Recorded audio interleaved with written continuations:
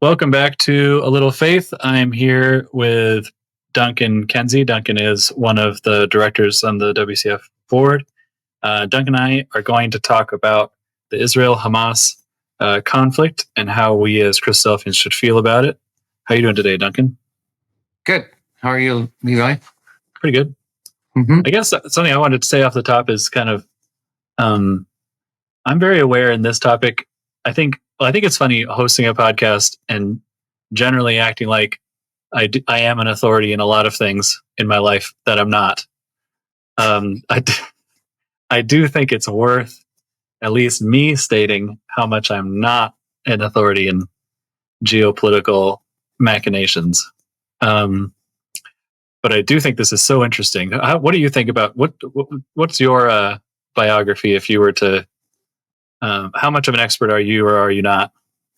Oh, well, I would agree with you that it's hard to define oneself as an expert on this topic, but I'm sort of a news addict and junkie, and I have been for a long time, and especially when things flare up in the Middle East. I think when I really started getting engaged in this was back in 2006 when there was a war between, or a mini war, as most of these things are, between Israel and Hezbollah. And I followed that. And that was really the first time that Israel experienced, it was called a truce, but it was actually a strategic defeat. And I think we started to see at that point in time the decline of Israel's strength as a military force and presence. But I also, let's get back to the term geopolitics. And this is one of the topics that, in conjunction with Bible prophecy and events going on in the Middle East, that I do try to study quite a bit. And the word geopolitics means geography plus politics. So it is really about how does the geography of a particular place shape the political and military outcomes of particular states or places. So and I subscribe to a paid newsletter that tries to be politically neutral and just give objective analysis of the information. And it's called Geopolitical Futures. It used to be called Stratfor, but it's run by a guy named George Friedman, who's a renowned student of geopolitics. He's a brilliant guy. He lives down in Texas. I actually ran into him one day in the airport in Houston and said, "Hey, George." And he looks at me like, "Who the heck are you?" And of course, it's because I was a subscriber to his newsletter. And so they do this objective analysis of what's going on in different parts of the world and place it in the context of the geography of the world. So, for example, if you take the situation in Ukraine and Russia, one of the reasons why Russia feels so incredibly threatened is because the geography is such that it's very easy for an invading force to go into Russia. There's just flat land between Ukraine and Russia and between a lot of those areas. And so when you put that in the context of the Middle East and you look at geopolitics in the Middle East, what you have is at the turn of the 20th century, there were two bureaucrats named Sykes and Picot. Who, Sykes was English, Picot was French. And after World War I, they sat down and they drew up all these imaginary lines of where all these countries should be. And just said, okay, let's put Syria here, let's put Saudi Arabia here, let's put Iraq here, all these different lines. And these were just completely arbitrary and artificial.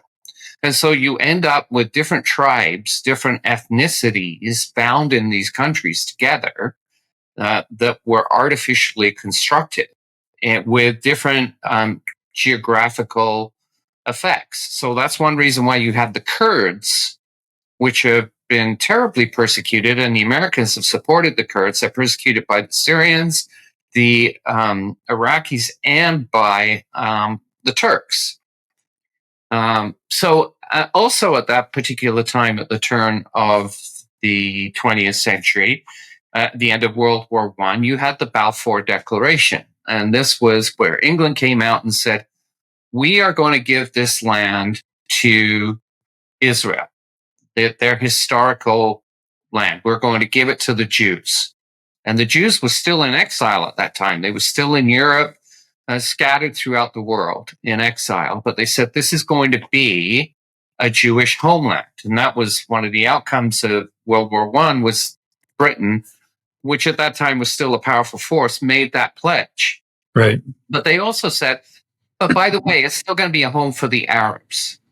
So the Balfour Declaration, rather than solving a problem, just created a problem or kicked the can down the road. So then we get to 1948, and Israel is officially declared to be a nation at the United Nations. And all 5 members of the UN Security Council at that particular time said yes to Israel being a nation. That includes US, China, Russia, France, and the UK. And nowadays, you could not possibly get that level of consensus between the Security Council. For example, just 2 days ago, we had the US propose a pause in hostilities for humanitarian aid at the UN Security Council, and Russia said no, and China said no, and put forward a proposal that said, we want a ceasefire.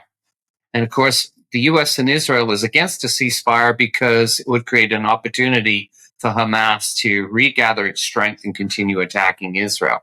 Right. From a geopolitical position, what happened when Israel was created as a state in 1948, the first thing that happened was there was a war. The Arabs went to war against Israel, and total shock and awe type approach to war. But the Israelis won. And they kicked out a lot of the Palestinians, or a lot of the people who have been living in that land at that particular time. And that is referred to by the Palestinians as the Great Nakba, the great tragedy, or there's another term they use for it anyway. The Arab word is Nakba. And so now what is happening is, so then what happened is the Palestinians were segregated essentially into 2 different enclaves within Israel, within the land of Israel, the greater land of Palestine, as we used to call it. And that's the West Bank, which is the west side of the Jordan River, which divides Israel from Jordan, which is an area which is how many thousands of miles did we say that area was? You're talking about the Gaza Strip? No, the West Bank. The West Bank is 2,000 square miles. Okay. And if you look at a map of it, Wikipedia, it sticks right out into the middle of land. Like Bethlehem is in the West Bank.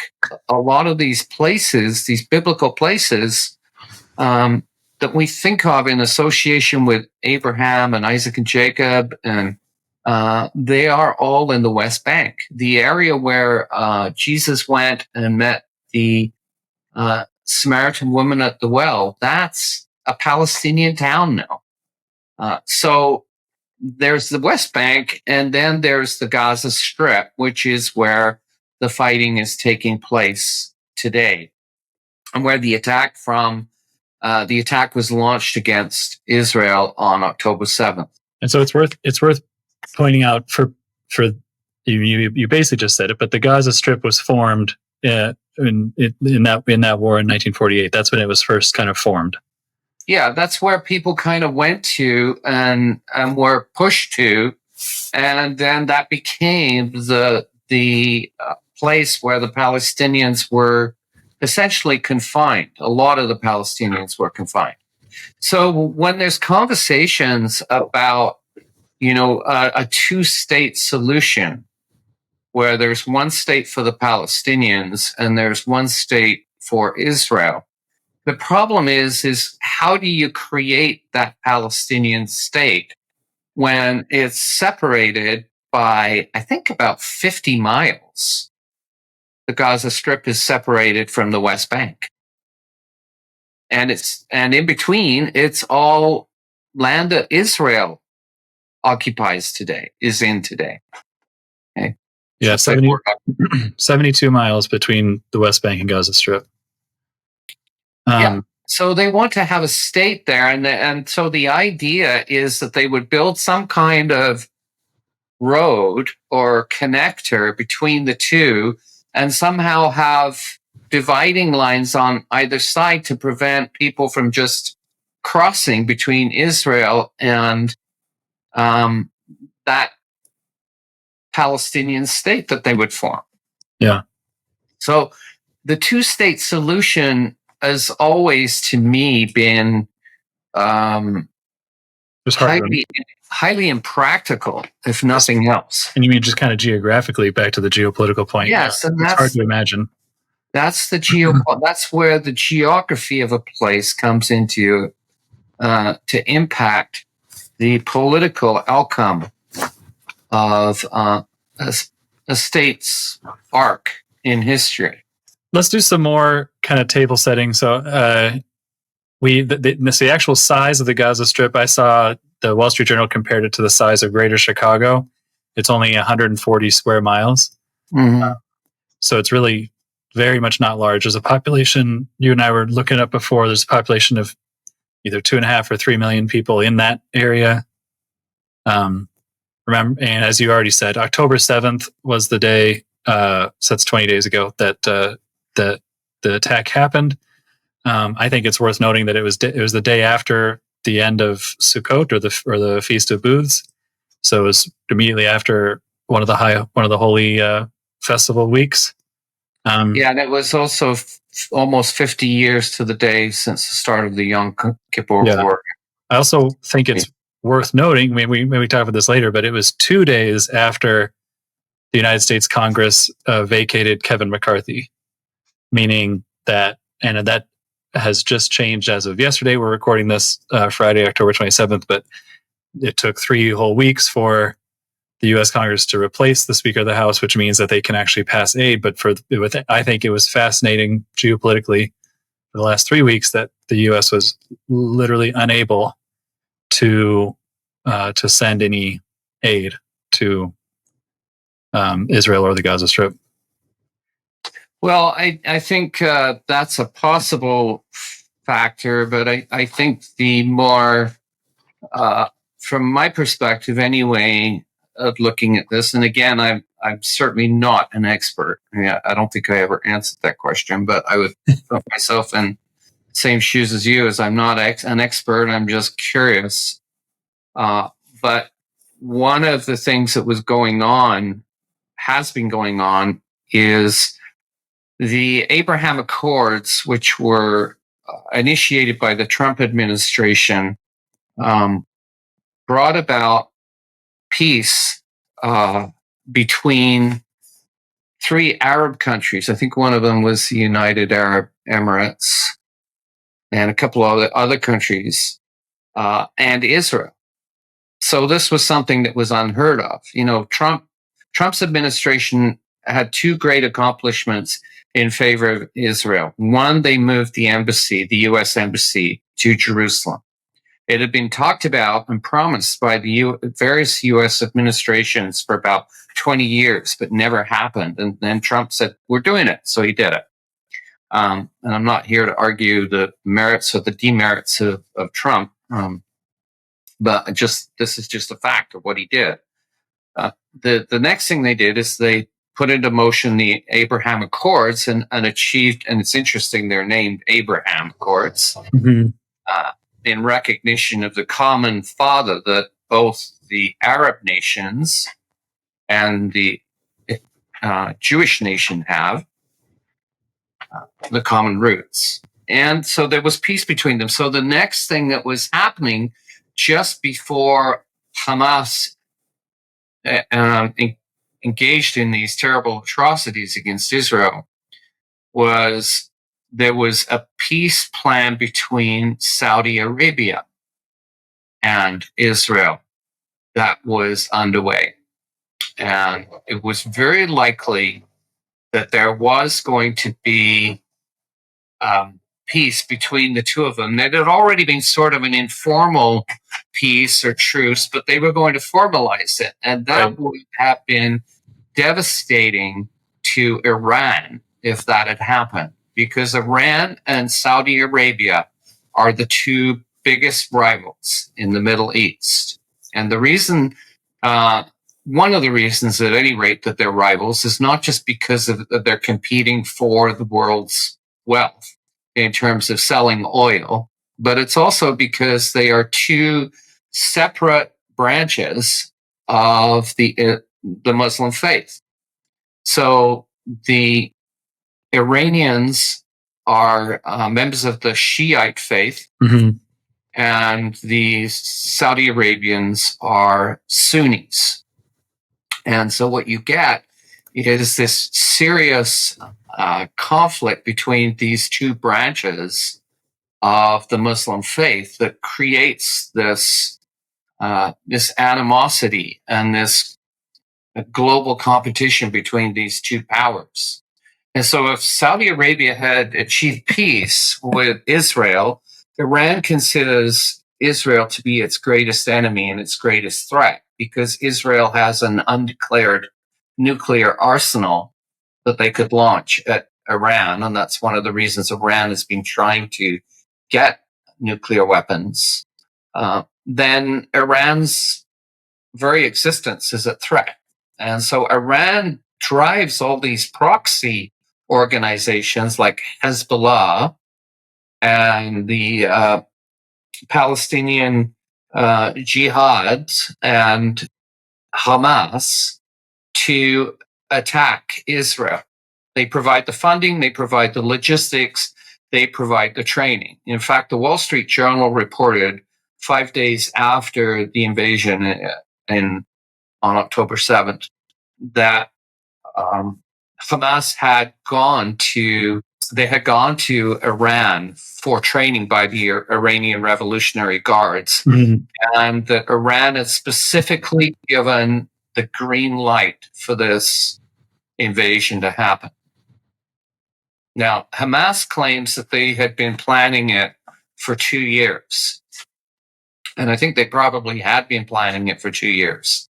But the launch of the attack was not a coincidence with the fact that the U.S., Israel, and Saudi Arabia were about to enter into a rapprochement that would have completely transformed the landscape in the Middle East. And now that's in some doubt, because MBS, the leader of Mohammed bin Salman, the leader of the de facto leader of Saudi Arabia, the crown prince, the same guy who had the Washington Post reporter cut up in pieces and put in a suitcase years ago.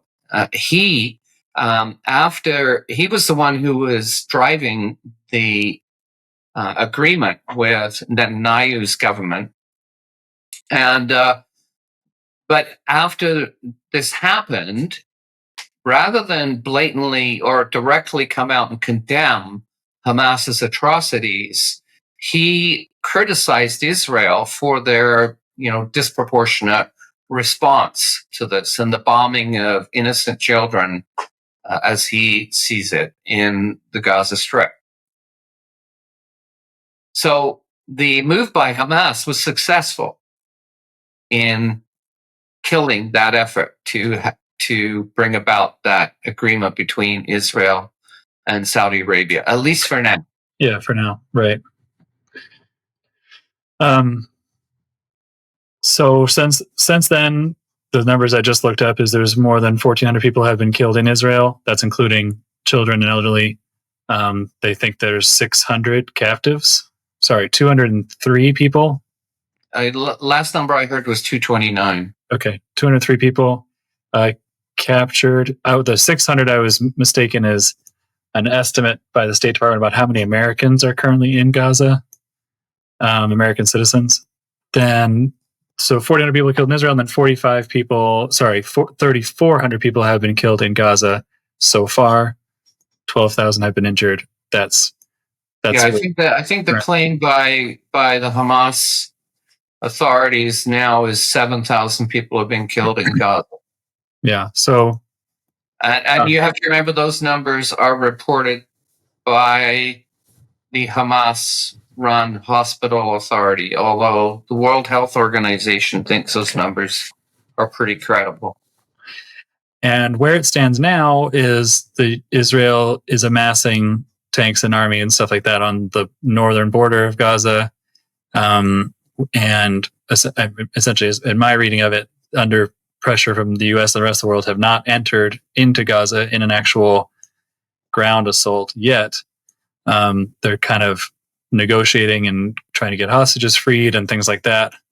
I think we could go a couple places from here, but that's, I think, what else do you think needs to be said about what the current status is right now of the Israeli-Gaza conflict?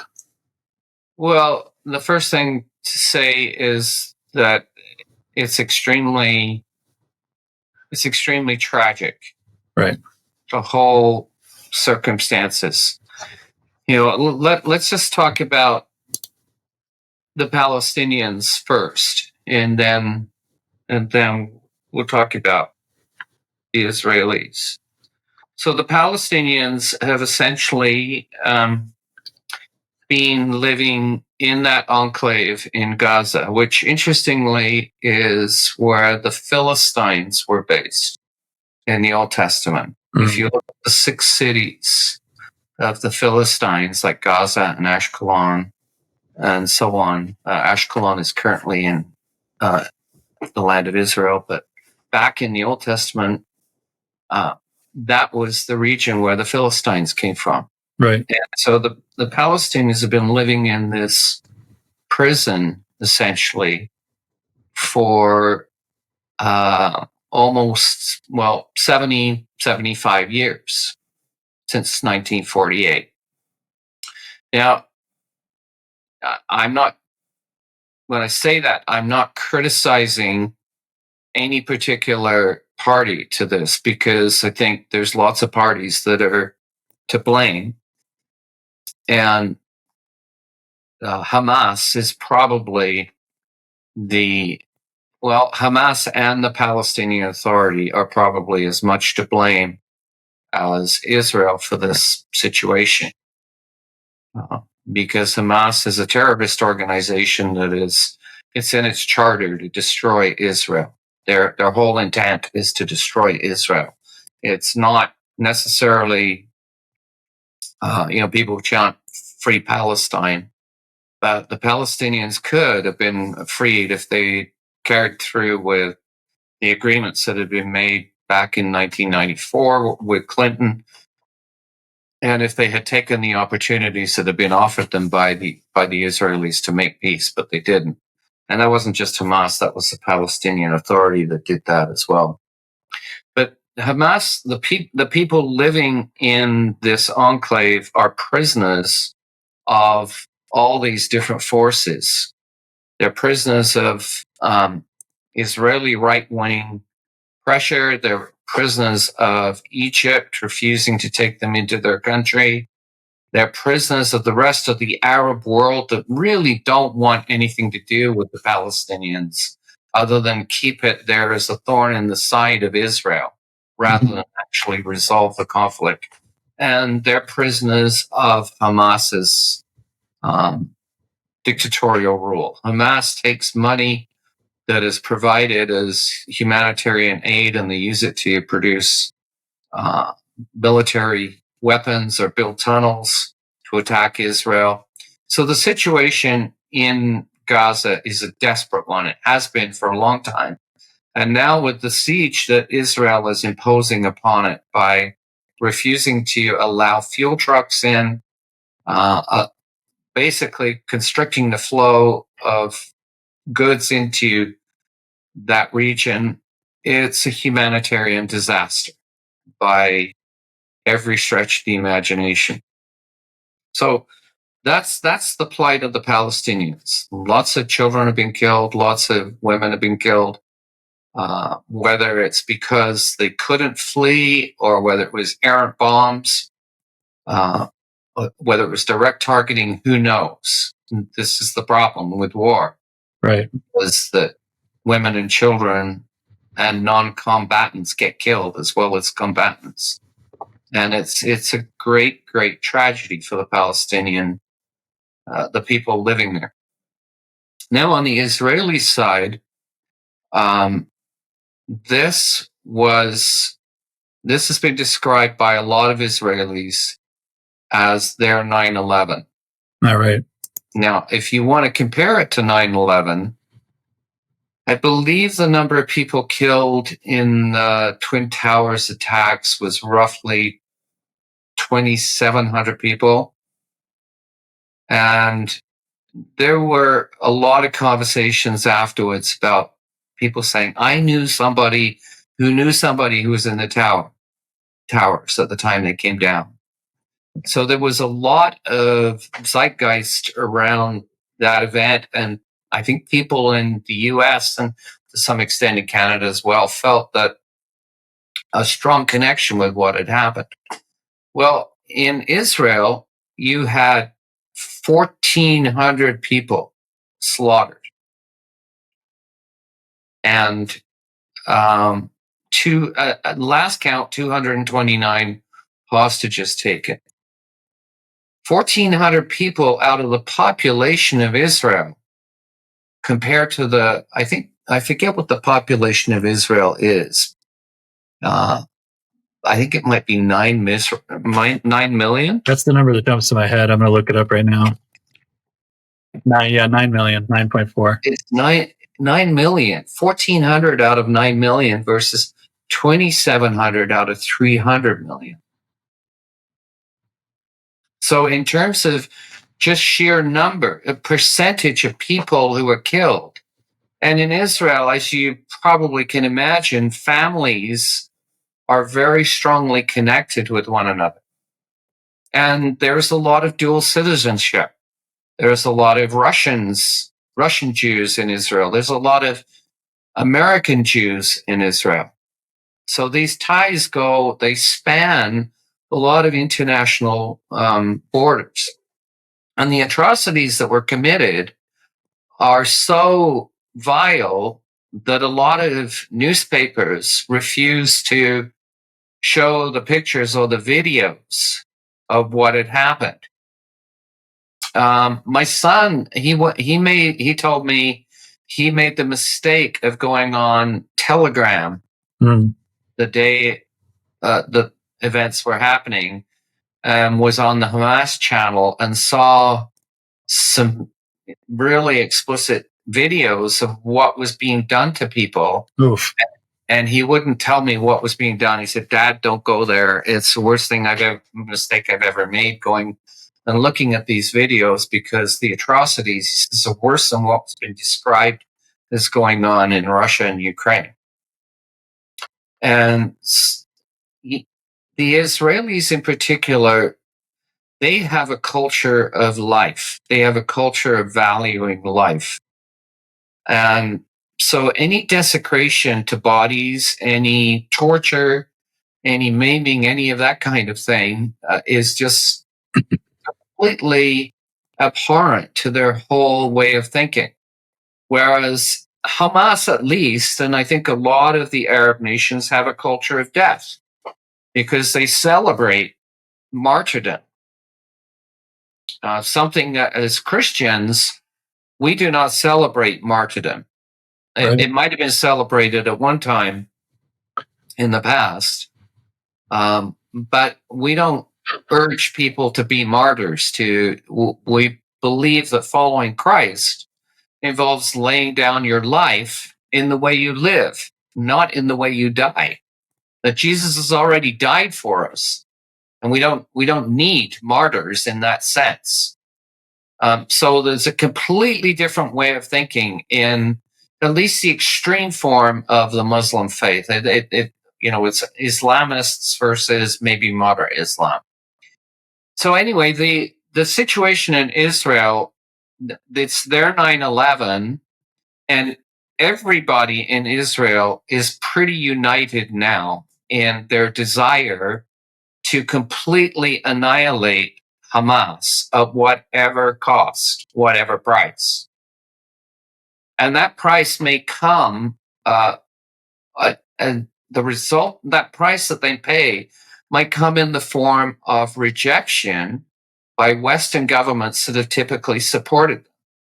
So we've already seen a shift in the Biden administration's tone. Right. Their initial tone was giving free rein to Israel to do whatever they wanted to destroy Hamas. Biden initially refused to say things like, but they need to protect the civilians in Gaza.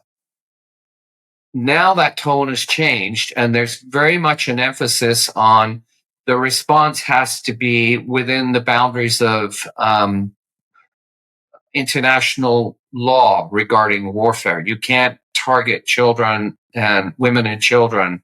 They have to be careful of who they, how they are doing this. So within a period of 2 weeks, the narrative has shifted back to the way it has always been, which is the Western nations turn essentially against Israel and ignore their plight and say, we want to place these constraints upon you. And those constraints are completely unrealistic in terms of the goals of trying to get rid of Hamas.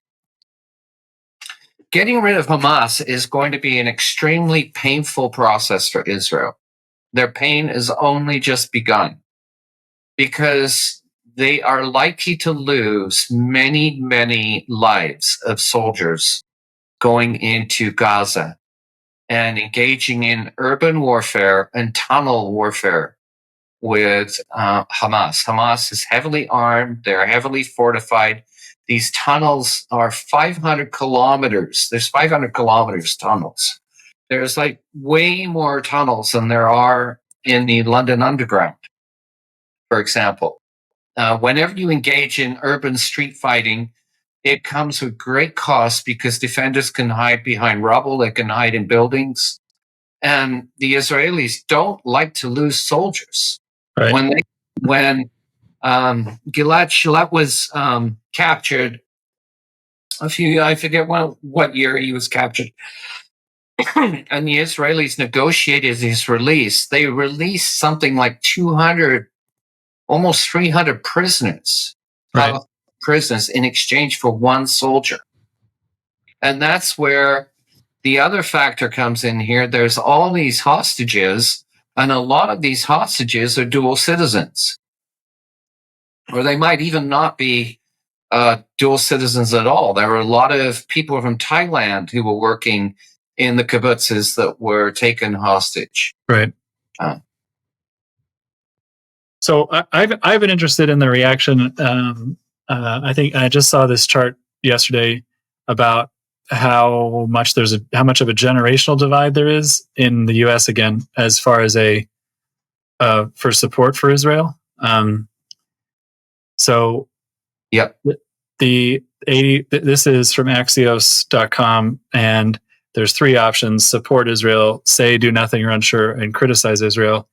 And in the silent and greatest generation, or let's include baby boomers, and the baby boomers up, so that's birth year 1964 and earlier.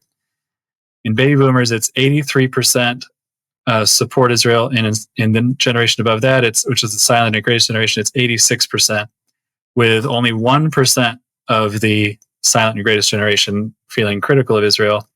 And if you compare that to millennials and Gen Z, which is generation, everyone born after 1981, it's the result was 48% support Israel and 40% do nothing or unsure, with 12% critical of Israel. So I think it's very interesting in our news coverage here in this country, how much of a divide it's going to be, and that you can see that with I think there's been a lot of stories here locally about pro-Palestinian protests in universities and things like that. Lots of I don't know, there's something to be said there, and I think as believers, like you already talked about, we get in a trap. There's a very fine line here to divide that. While yes, like you just explained very well for a while, that there are massive human atrocities that have happened and will continue to happen in this war, and we referred to David Jennings' excellent editorial in the Tidings magazine, where he made it very clear that as believers, we're not Zionists. We're not Zionism today is a secular or religious feeling of Israeli people. It's not, and it's more of a political movement than anything else. We have a hope for the establishment of the kingdom, but on the other hand, and I'd like us to talk about this is we have spent years kind of reading and teaching about all sorts of verses. I mean, Zechariah 12:3 comes to my mind. I feel like I could quote it, but let me pull it up so I get it right. On that day, when all the nations of the earth gather against her, I'll make Jerusalem a heavy stone. It goes on and on. Joel 3. I was reading Psalm 19 the other day. Psalm 3 is another one. Yeah, we know that. That what has been prophesied is wars like this in Israel, but that is in no way kind of so. In a way, it's, I don't know, how do you talk about it? How do you talk about how these are things we had kind of expected, but we are sad to see, I guess. Yeah, well, I think that's a really good point. And in terms of how we respond as believers, I think that's the heart of the issue. All this geopolitical stuff is maybe interesting, but at the end of the day, you might say, well, so what? And how does it affect me? And what should my response be? And again, I think, David Jennings' article, which I believe is on Facebook. So if you were to search for the Tidings on Facebook, you would see it there. It may have been put on Instagram as well. Or go to the website. Is worth reading because Dave tries to strike a balance between us being encouraged and enthusiastic that things are happening that are moving towards the establishment of the kingdom, and the balancing that with compassion for all the people that are involved in this conflict. Right. I think sometimes we have not done a very good job of expressing that compassion in our community. We've had a lot of sort of Bible prophecy lectures that show pictures of the bear from Russia coming down and attacking Israel, and art thou come to take a spoil, and all these nice pictures and PowerPoint slides of maps with arrows on them. But we've possibly neglected the human side of this. And, when we look at how we want to respond to this as believers, I think we need to be aware that, yes, Israel is God's chosen people, and God will not abandon Israel. But by the same token, the history of Israel throughout the Old Testament is one of rebellion and one of turning away from God, and that God bringing them back to him. We know from the passages in Romans 9 through 11 that God still considers Israel to be the apple of his eye, and that they are still special chosen people in his eyes. But by the same token, when Jesus is talking about his return, one of the significant passages on this, I think, is Luke chapter 11. And in Luke chapter 11, this is looking at the ESV version. Luke 13. Luke 13, verses 34 to 34, Jesus says, "O Jerusalem, Jerusalem, the city that kills the prophets and stones those who are sent to it. How often would I have gathered your children together as a hen gathers her brood under her wings, and you were not willing. Behold, your house is forsaken, and I tell you, you will not see me until you say, Blessed is he who comes in the name of the Lord." Right. So Jesus shows great love and concern for his people, but says, you need to start listening to God, and you need to start listening to God's prophets. And of course, Jesus was the ultimate prophet of God. And, after he says these words, he then is rejected and crucified very shortly after this. In Matthew's account, those words about your house is forsaken and left unto you are said at the end of Matthew 23, verse 39, right before the Olivet prophecy, right before he tells his four special disciples about the circumstances are going to be before he returns to rule over the earth. And Jesus' compassion for his people's ungodliness or refusal to listen, and his indictment of them saying, look, your house, it's no longer the house of God, the temple which they had built. And of course, God does not dwell in temples made with hands anyway, which is the point of Stephen's speech in Acts 7. But that temple and everything it represented, and the people of Israel, they were now the people of the Pharisees, because that's who they had been subjected to and who they chose to remain subjected to. And the Pharisees had rejected the Lord Jesus Christ. And so the house was left desolate until the time when they would say, Blessed is he who comes in the name of the Lord. So Jesus is saying, Israel, you need to repent. You need to become a believer in the need for the return of the Messiah, for the Messiah to come and take care of all these problems. And so I think that's kind of, when you say we're not Zionists, that's the part where we're not Zionists. We recognize that Israel is God's chosen people. And that's an important principle that we teach, biblical principle that we teach. But for the most part, modern Israel is pretty ungodly. Right. And pretty self-reliant on their military prowess and on support from the United States. And at some point, somehow, I think that shift has to happen to provide the right circumstances for the return of Jesus. So, I don't want to risk saying what the relevance is of what's going on, what happened on October 7th in terms of Bible prophecy.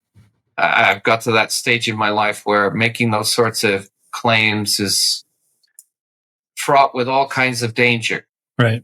Bottom line is, as one brother said, bottom line of Revelation is, regardless of how confusing you might find Revelation, the bottom line is Jesus wins. Right. And I think, we can look back in hindsight of things that have happened and see how they fit into prophecy.